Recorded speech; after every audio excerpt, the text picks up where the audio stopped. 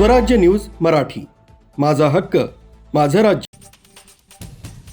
Police अधीक्षक सौरभ कुमार अग्रवाल यांनी 31 डिसेंबरच्या पार्श्वभूमीवर होणाऱ्या अवैध दारू निर्मिती व विक्रीवर अंकुश लावण्याकरता स्थानिक गुन्हे शाखेस आदेशित केल्यानं त्या अनुषंगानं स्थानिक गुन्हे शाखा वर्ध्याचे पथकानं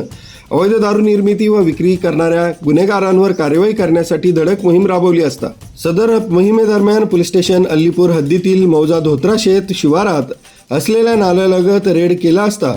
तिथं आरोपी प्रफुल्ल विक्रम कांबळे, गजानन रामचंद्र कोपरकर, यश गंगाधर वानखेडे तिन्ही राहणार तळेगाव,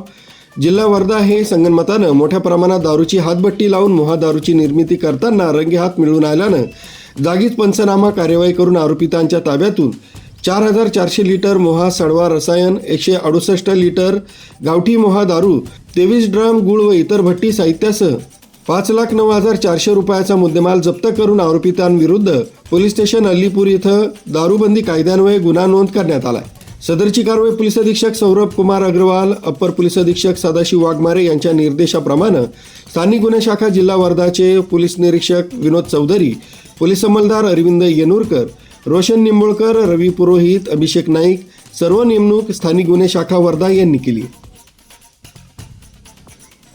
न्यूज ब्युरो, स्वराज्य न्यूज मराठी, वर्धा।